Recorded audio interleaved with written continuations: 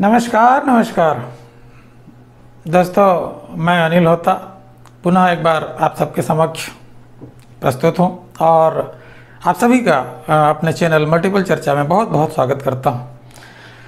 साथियों, जैसा कि मैंने अपने पिछले वीडियो में कहा था कि हम इस चैनल पर कई अलग अलग सब्जेक्ट्स और टॉपिक्स पर बात करेंगे, उसी कड़ी में आज हम एक बहुत ही महत्वपूर्ण विषय पर चर्चा करने जा रहे हैं, जो है 73वां संविधान संशोधन।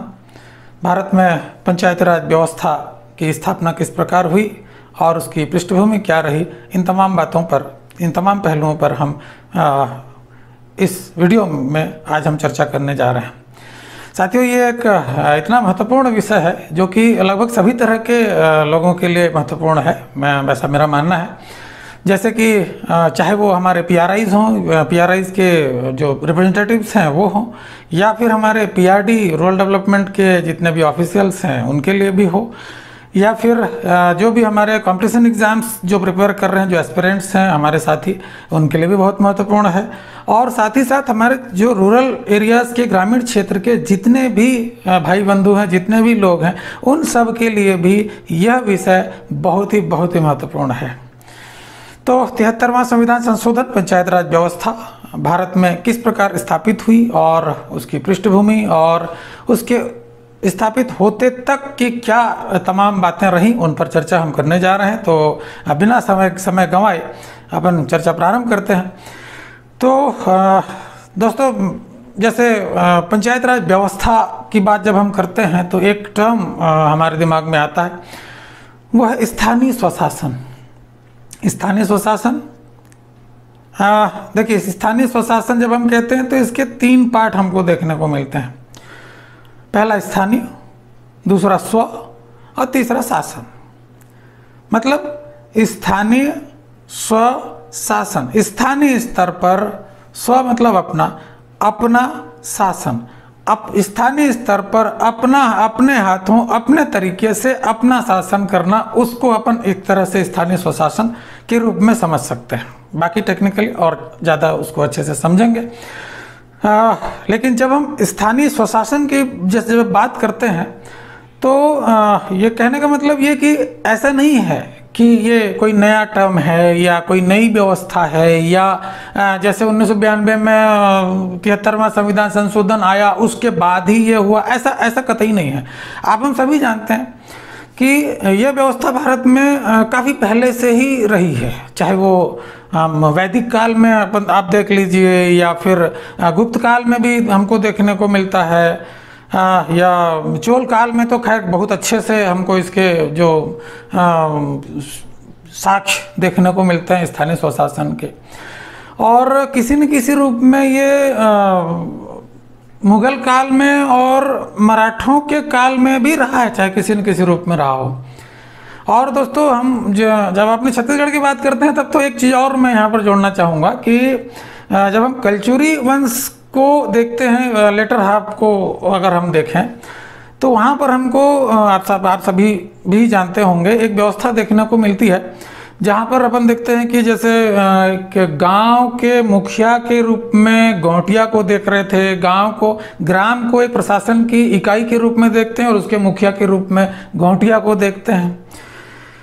12 गांव के समूह को एक बारहों के रूप में देख पाते हैं और उसमें एक दाऊ जैसा पद हमको देखने को मिलता है। उसी प्रकार से 7 बारहों को मिलाकर के गढ़ हमने देखा, गढ़ बनता था और उसके गढ़ प्रमुख को हम दीवान के रूप में जानते हैं। इस तरीके से किसी न किसी रूप में स्थानीय स्वशासन हमारे देश में रहा है। वैसे तो ब्रिटिश काल में हमें स्थानीय स्वशासन का थोड़ा अभाव देखने को मिलता है, लेकिन जब हम 1880 से लेकर के 1884 के बीच का, भले ही अल्पकाल हो, इसके बीच का समय देखते हैं तो उस समय हम भारत में एक बहुत ही लोकप्रिय वायसराय को देख पाते हैं, लॉर्ड रिपन ने भारत में जिला बोर्डों की स्थापना की और जिला बोर्डों की स्थापना करते हुए वो स्थानीय स्वशासन को स्थापित करने का उन्होंने प्रयास किया, और जिसकी वजह से हम लॉर्ड रिपन को भारत में स्थानीय स्वशासन के जनक के रूप में भी जानते हैं।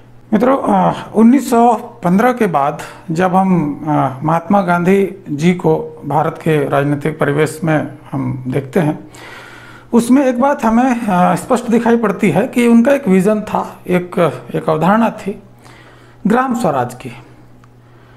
ग्राम स्वराज के महत्व को, ग्राम स्वराज की बात वो करते थे, उसके महत्व को समझते थे, उसके महत्व को समझाते थे, समझाने का प्रयास करते थे।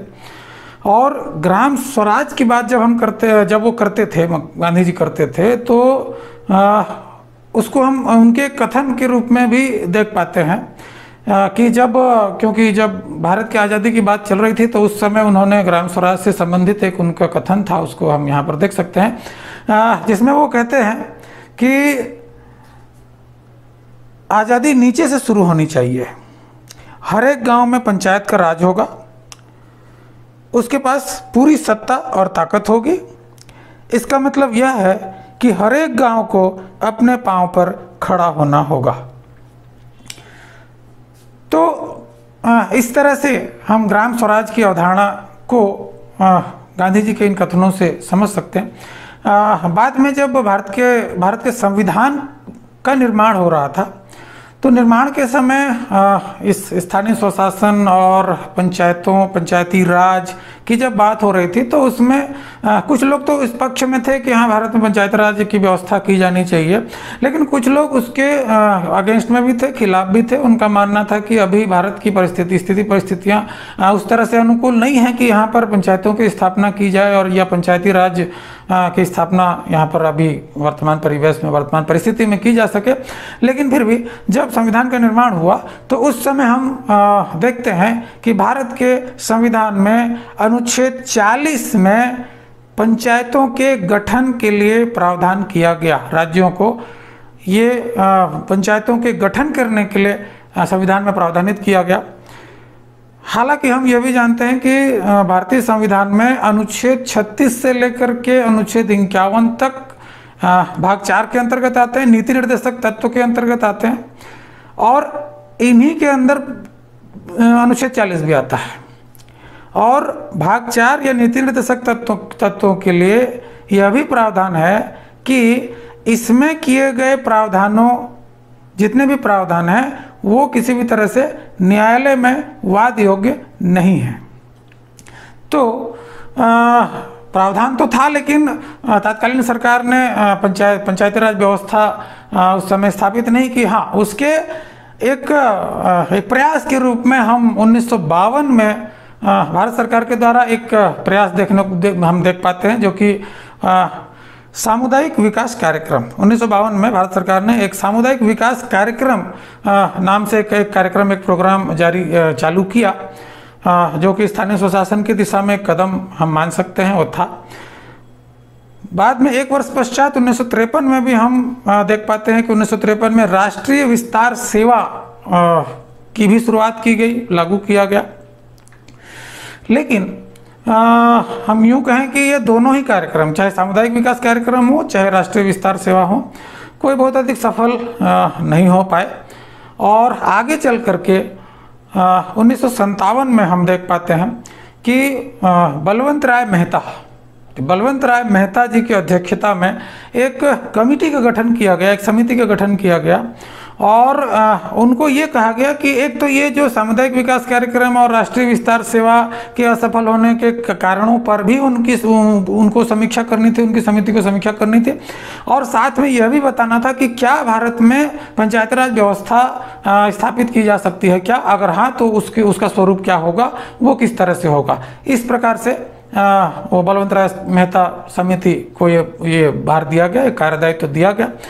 1957 के ही अंत में बलवंत राय मेहता जी की समिति ने अपना प्रतिवेदन दिया, अपना रिपोर्ट प्रस्तुत किया, जिसमें उन्होंने लोकतांत्रिक विकेंद्रीकरण की अनुशंसा की। मतलब एक तो लोकतांत्रिक विकेंद्रीकरण मतलब ये जो पंचायत राज व्यवस्था, स्थानीय स्वशासन की जो हम बात कर रहे हैं, उसको उन्होंने बलवंत राय मेहता जी की कमेटी ने लोकतांत्रिक विकेंद्रीकरण नाम दिया था और लोकतांत्रिक विकेंद्रीकरण की अनुशंसा की थी, जिसकी वजह से बलवंत राय मेहता जी को भारत में लोकतांत्रिक विकेंद्रीकरण के जनक के रूप में जाना और माना जाता है। मित्रों, बलवंत राय मेहता जी की कमेटी ने जब अपना प्रतिवेदन प्रस्तुत किया तो उसमें एक तो जो सामुदायिक विकास कार्यक्रम और राष्ट्रीय विस्तार सेवा के असफल होने का जो कारण बताया था उन्होंने, वो ये था कि उसमें स्थानीय लोगों की भागीदारी, सहभागिता नहीं थी। उस कार्यक्रम को सिर्फ शासन प्रशासन के लोग ही चला रहे थे और स्थानीय लोगों, स्थानीय प्रतिनिधियों की सहभागिता न होने की वजह से वो जुड़ाव नहीं हो पाया, जिसकी वजह से वो दोनों ही कार्यक्रम उतने सफल नहीं हो पाए। दूसरा पहलू ये था जो काफ़ी महत्वपूर्ण है कि भारत में पंचायत राज व्यवस्था को स्थापित करने के लिए जो बलवंत राय मेहता जी की कमेटी ने जो अनुशंसा की, उन्होंने त्रिस्तरीय पंचायती राज व्यवस्था को रिकमेंड किया, अनुशंसा की। मतलब 3 स्तर के पंचायत राज व्यवस्था स्थापित किए जाने की अनुशंसा उन्होंने की थी बलवंत राय मेहता जी की कमेटी ने। उनके हिसाब से ग्राम स्तर पर ग्राम पंचायत, खंड स्तर पर पंचायत समिति और जिला स्तर पर जिला परिषद के स्थापना की अनुशंसा की थी बलवंत राय मेहता जी की कमेटी ने। साथ में हम यह भी देख पाते हैं आगे चल करके कि कुछ इस तरह के प्रावधान किए गए कि मतलब जहां जिन राज्यों में 20 लाख से कम अगर जनसंख्या है तो वहां की राज्य सरकारें अगर चाहें तो बीच के जो खंड स्तर की जो पंचायत है, जिसको अपन पंचायत समिति कह रहे हैं, अगर चाहे तो उसकी स्थापना न करे। ये बाद में हमको व्यवस्था देखने को मिली। लेकिन जो बलवंत राय मेहता जी की कमेटी ने जो अनुशंसा की वो त्रिस्तरीय पंचायत राज व्यवस्था की अनुशंसा उन्होंने की थी। और 1958 में भारत सरकार ने बलवंत राय मेहता जी की जो कमेटी, उसकी जिनकी जो अनुशंसा थी उसको स्वीकार करते हुए राज्यों से कहा कि वे कमेटी द्वारा किए गए अनुशंसाओं के अनुरूप पंचायत राज व्यवस्था को स्थापित करें, जिसके तारतम्य में राजस्थान सरकार ने अपने विधानसभा में प्रस्ताव पास करते हुए 2 अक्टूबर 1959 को, यह तिथि बहुत महत्वपूर्ण है, 2 अक्टूबर 1959 को राजस्थान के नागौर जिले से पंचायत राज व्यवस्था की शुरुआत की, प्रारंभ किया। उसमें भी एक चीज़ और मैं जोड़ दूं कि जो नागौर जिले में जो उसके शुभारंभ किया गया था, उसके जो उद्घाटन समारोह था, उसमें तत्कालीन प्रधानमंत्री पंडित जवाहरलाल नेहरू जी ने नागौर जिले के ही एक बगदरी नाम का एक गांव है, उस बगदरी गांव से, नागौर जिले के बगदरी गांव से पंचायत राज व्यवस्था की शुरुआत की थी, शुभारंभ किया था। 9 दिन बाद अगर आप देखें तो 11 अक्टूबर को फिर आंध्र प्रदेश ने भी किया। लेकिन महत्वपूर्ण यह है कि 2 अक्टूबर 1959 राजस्थान नागौर जिला पंचायत राज व्यवस्था का शुभारंभ, मतलब राजस्थान पहला राज्य था जिसने पंचायत राज व्यवस्था को शुरुआत की, उसके शुभारंभ किया। अच्छा मित्रों, बाद में हम सभी जानते हैं कि कुछ स्थितियां इस तरह से बनी, जैसे 1962 की अगर हम बात करें तो चीन के साथ एक हमारा संघर्ष हुआ। बाद में 1965 की स्थिति को भी हम समझते हैं, जानते हैं, और 65 के बाद भी एक अकाल वाली जो स्थिति बनी थी उसको भी समझते हैं। तो उन तमाम परिस्थितियों को अगर देखें, आगे चल करके अगर हम देखेंगे तो 1975 में भी कुछ स्थितियां जो है प्रतिकूल हुई थी।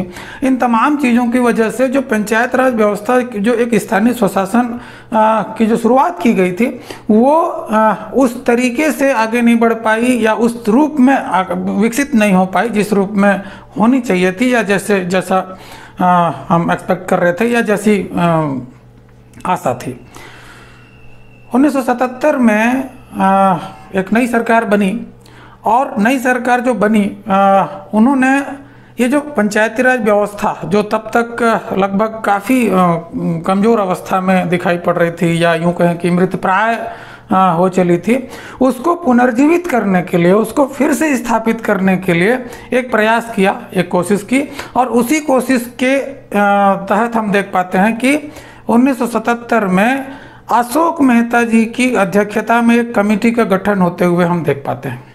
ठीक है, अशोक मेहता जी की अध्यक्षता में जो कमेटी 1977 में गठित हुई थी, उन्होंने कुल 132 सिफारिशें दी थी। आपके स्क्रीन में दिखाई दे रहा होगा। कुल 132 सिफारिश हैं। 132 इसलिए भी महत्वपूर्ण है क्योंकि बाद में भी ये 132 का आंकड़ा एक बार और आएगा, जब होगा तब उसके बारे में चर्चा करूंगा मैं। लेकिन ये 132 का आंकड़ा अभी भी है और बाद में भी होगा जब हम पंचायत राज अधिनियम की बात करेंगे इस आगे आने वाले वीडियो में। उन 132 सिफारिशों में से कुछ महत्वपूर्ण सिफारिश हैं, कुछ बिंदु यहाँ पर अपन देखें, क्योंकि जैसा मैंने देखा है कि अशोक मेहता जी की इस कमेटी के बारे में बहुत ज़्यादा ज्ञान या बहुत ज़्यादा हमको इन्फॉर्मेशन, जानकारी बहुत कम लोगों को होगा, या अपन कह सकते हैं कि नहीं है, ये भी मान सकते हैं। ज़्यादातर चर्चा होते हुए मैं नहीं देख पाता हूँ, जबकि थोड़ी बहुत चर्चा होनी चाहिए, क्योंकि उन्होंने बहुत सारे ऐसे अनुशंसाएं की थी जिसको हम आज भी उन अनुशंसाओं को आज भी हम देख पाते हैं जो लागू किए गए हैं। ठीक है, तो कुछ महत्वपूर्ण अनुशंसाओं को हम देख रहे हैं। जैसे पहला वो तो ये जो हम जानते हैं कि अशोक मेहता जी की कमेटी ने द्विस्तरीय पंचायत राज की स्थापना की बात की, उसकी अनुशंसा की। द्विस्तरीय मतलब कैसे? उन्होंने ग्राम पंचायत की अनुशंसा नहीं की थी, उसको हटा दिया था। द्विस्तरीय 2 स्तर के पंचायत का गठन की बात कही। जिला स्तर पर जिला परिषद और खंड स्तर पर एक मंडल पंचायत की बात की थी, मतलब कुछ गांवों को मिलाकर के एक मंडल बनाया जाए और मंडल पंचायत स्थापित की जाए। ग्राम पंचायत को उन्होंने हटा दिया था। दूसरा एक बहुत महत्वपूर्ण बिंदु है उनके अनुशंसा का, क्योंकि कुछ एग्जाम्स में पूछते हुए भी मैंने देखा है। दूसरा, पंचायत राज संस्थाओं के चुनाव दलगत आधार पर हो, मतलब जो पंचायतों के चुनाव होंगे वो दलीय आधार पर हो, ऐसी उनकी अनुशंसा थी। अगला अनुशंसा आप देख रहे हैं, नेक्स्ट में आप देख रहे हैं, राज्यों में निर्वाचन आयुक्त के नियुक्ति की बात उन्होंने की थी। साथ में अगले बिंदु में हम देख रहे हैं एक अलग से वित्त आयोग की व्यवस्था की अनुशंसा, और फिर पंचायतों को कर लगाने की शक्ति। एक और महत्वपूर्ण बिंदु यहाँ पर आपको दिखाई दे रहा होगा, अनुसूचित जाति तथा अनुसूचित जनजाति के लिए आरक्षण की व्यवस्था की अनुशंसा। एक ग्राम न्यायालय के गठन का सुझाव उन्होंने दिया था, और एक महत्वपूर्ण बिंदु के तौर पर पंचायतों के कार्यकाल की बात उन्होंने कही थी कि 4 वर्ष, पंचायतों का कार्यकाल 4 वर्ष हो, इस तरह से उन्होंने अनुशंसा की थी। लेकिन अशोक मेहता जी के द्वारा किए गए अनुशंसाओं को हम उस समय तत्कालीन रूप से लागू होते हुए या किसी तरह से क्रियान्वित होते हुए नहीं देख पाते हैं, क्योंकि एक तो जो उन्होंने ग्राम पंचायत को अपने अनुशंसा से बाहर रखा था वो एक कारण बन। दूसरा, एक सबसे महत्वपूर्ण कारण ये था कि जिस सरकार ने अशोक मेहता जी की कमेटी का गठन किया था, कुछ समय पश्चात वो सरकार ही नहीं रही, तो प्राथमिकताएं बदल गई, और हम अशोक मेहता जी के द्वारा किए गए अनुशंसाओं को किसी भी तरह से लागू होते हुए नहीं देख पाते हैं।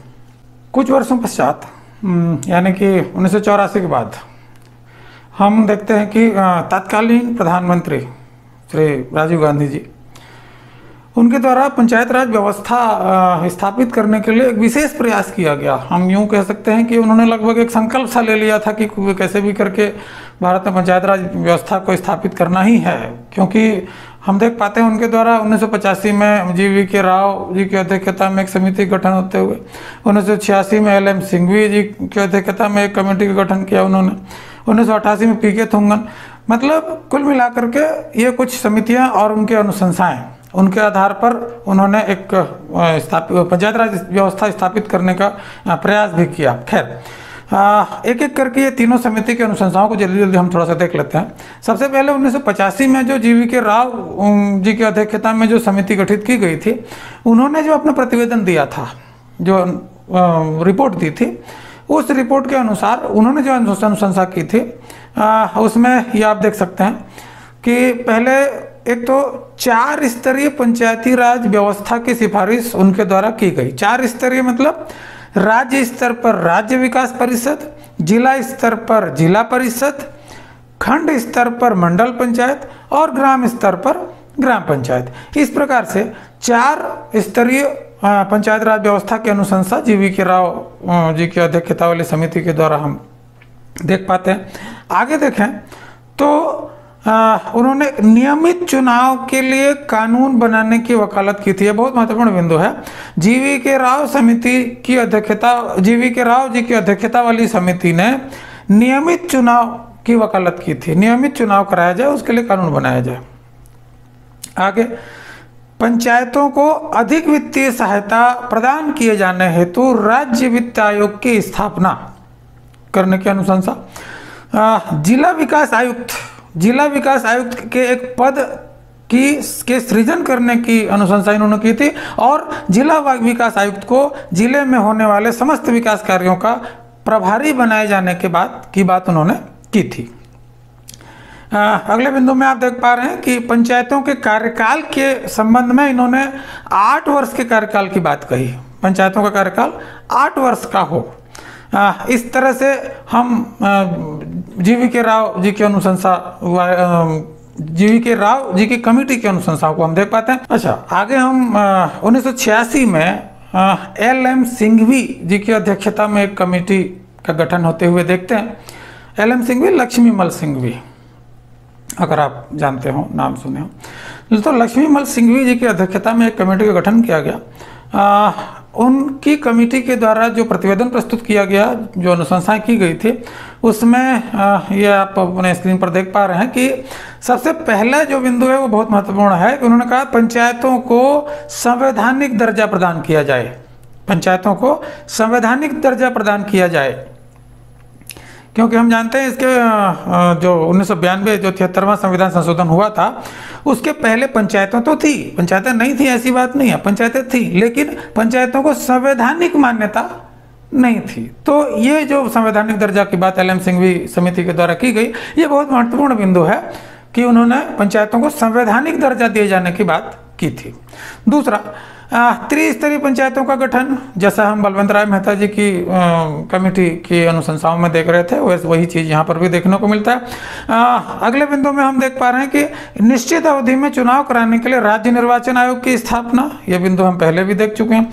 पंचायतों को कर लगाने का अधिकार और ग्राम न्यायालय के गठन का सुझाव इन्होंने भी दिया था, जैसे कुछ पहले के समितियों ने दिया था। ओके, आगे PK थुंगन समिति 1988, PK थुंगन जी की अध्यक्षता में एक समिति का गठन किया गया था 1988 में। उनकी जो अनुशंसा थी वो लगभग मिलती जुलती थी। जैसा कि आप देख रहे हैं कि पहले में पंचायतों को संवैधानिक दर्जा दिया जाए, राज्य वित्त आयोग की स्थापना की जाए। अच्छा, एक महत्वपूर्ण चीज यहाँ पर दिया देखने को मिल रहा है कि अनुसूचित जाति, अनुसूचित जनजाति, अन्य पिछड़ा वर्ग और महिलाओं को आरक्षण दिए जाने का सुझाव PK थुंगन समिति के द्वारा किया गया था। और एक अच्छी चीज यहाँ पर एक चीज आपको देखने को मिल रहा है चौथे बिंदु पर, पंचायतों का कार्यकाल 5 वर्ष का हो, जैसा कि अभी हम देख पाते हैं। अभी जो पंचायतों के कार्यकाल 5 वर्ष के होते हैं, ये अनुशंसा यहाँ पर PK थुंगन समिति के द्वारा की गई थी। इस प्रकार से हम देखते हैं कि अभी तक की सभी समितियों ने जो भी अलग अलग अनुशंसाएं की थी, उन लगभग सभी अनुशंसाओं को समेकित करते हुए तत्कालीन भारत सरकार ने एक मसौदा तैयार किया और उसको 64वें संविधान संशोधन विधेयक 1989, 64वें संविधान संशोधन विधेयक 1989 के रूप में लोकसभा में प्रस्तुत किया गया और वहाँ से पारित भी हो गया। लेकिन जब राज्यसभा में प्रस्तुत किया गया तो वहाँ पर सरकार की बहुमत न होने के कारण ये विधेयक पारित नहीं हो सका। उसके पश्चात हम जानते हैं कि सरकार भी बदल गई और 2 वर्षों तक एक अलग तरह की सरकार थी। बाद में फिर 1991 के बाद एक स्थायी सरकार आई, प्रधानमंत्री जी थे उस समय श्री PV नरसिम्हा राव जी। उनकी सरकार में पुनः एक बार प्रयास किया गया और उसको फिर एक बार लोकसभा में, जैसे आप अपने स्क्रीन में देख रहे हैं, 73वां संविधान संशोधन के रूप में हम उसको जानते हैं, लोकसभा में प्रस्तुत किया गया। तिथियां दी गई हैं, आपको दिख रहा है। 22 दिसंबर 1992 को लोकसभा में प्रस्तुत किया गया, वहां से पारित भी हो गया। अगले दिन 23 दिसंबर 1992 राज्यसभा में प्रस्तुत एवं पारित। दोनों लोकसभा एवं राज्यसभा दोनों जगह से पारित होने के पश्चात 20 अप्रैल 1993 को राष्ट्रपति महोदय, महामहिम राष्ट्रपति महोदय के द्वारा अनुमोदित कर दिया गया और इस प्रकार से वह विधेयक 73वां संविधान संशोधन के अपने अस्तित्व में आया। 73वां संविधान संशोधन 1992। आगे हम देखते हैं कि 20 अप्रैल 1993 को राष्ट्रपति महोदय के द्वारा अनुमोदन होने के पश्चात 24 अप्रैल 1993 को पंचायत राज अधिनियम देश में लागू हुआ और उस वजह से 24 अप्रैल को पंचायत राज दिवस के रूप में हम मनाते हैं। 24 अप्रैल पंचायत राज दिवस। अच्छा, यहाँ पर एक चीज़ थोड़ा सा मैं रिमाइंड करा दूँ, क्योंकि कहीं पर किसी एग्ज़ाम वगैरह में पूछते हुए मैंने देखा है कि उस समय जो तत्कालीन राष्ट्रपति थे वो डॉक्टर शंकर दयाल शर्मा जी थे और जो प्रधानमंत्री थे वो श्री पी.वी. नरसिम्हा राव जी प्रधानमंत्री थे उस समय भारत के। अब हम 73वां संविधान संशोधन जो अभी तक देख रहे थे, जो पूरी उसकी यात्रा देख रहे थे, उसमें 6 बिंदु अपन को देखना चाहिए, क्योंकि 73वां संविधान संशोधन को अगर हम सार में कहें, उसकी मुख्य बातों को कहें, तो इन 6 बिंदुओं में आप देख सकते हैं कि 73वां संविधान संशोधन से आखिर हुआ क्या हुआ। 73वां संविधान संशोधन आखिर था क्या। तो आप अपने स्क्रीन पर देख रहे हैं कि 73वें संविधान संशोधन में पहला तो ये कि पंचायतों को संवैधानिक दर्जा प्राप्त हुआ। पंचायतों को संवैधानिक दर्जा प्राप्त हुआ। दूसरा, संविधान, भारत के संविधान के भाग 9 में पंचायत राज व्यवस्था को जोड़ा गया। तीसरा, संविधान के अनुच्छेद 243 के साथ 15 उप अनुच्छेद जोड़े गए, यानी कि 243 क, 243 ख, 243 ग, इस तरह से 243 अण तक। इनके बारे में हम हमारे आगामी वीडियो में देखेंगे, आगे आने वाले में उसके बारे संबंध में डिटेल में अपन चर्चा करेंगे आगामी वीडियो में। अभी हम देख रहे हैं अगले जो चौथे नंबर पे हम क्या देख रहे हैं, संविधान में 11वीं अनुसूची जोड़ी गई। इसके पहले तक 10 अनुसूचियां हो चुकी थी। संविधान निर्माण के समय तो 8 अनुसूचियां थी, आप सबको पता है, और बाद में 9वीं अनुसूची और 10वीं अनुसूची जोड़ी गई थी। मतलब पहले संविधान संशोधन और 52वें संविधान संशोधन के तहत 73वें संविधान संशोधन में संविधान में 11वीं अनुसूची जोड़ी गई। 5वें में हम देख रहे हैं राज्यों में निर्वाचन आयोग की स्थापना और 6वें में राज्य वित्त आयोग का गठन।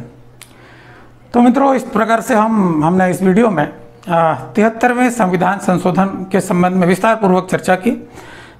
और अभी ये वीडियो जो है 73वें संविधान संशोधन के होने और पंचायत राज अधिनियम के बनने तक की यात्रा थी। इसके आगे के संबंध में हम आगामी वीडियो में देखेंगे और इसमें मैंने प्रयास किया कि अधिक से अधिक जानकारी को आप तक पहुंचा सकूं। मित्रों, अंत में मैं एक बात आपसे आग्रह करना चाहूँगा, विनम्र निवेदन करना चाहूँगा कि यदि ये वीडियो आपको पसंद आया हो, अच्छा लगा हो, ठीक ठाक लगा हो, तो वीडियो को लाइक भी कर दीजिएगा और हमारे चैनल को सब्सक्राइब भी कर दीजिएगा। साथियों, फिर एक बार एक अगले वीडियो में आपसे पुनः मुलाकात होगी। तब तक के लिए आप सभी का बहुत बहुत धन्यवाद। जय हिंद, जय भारत।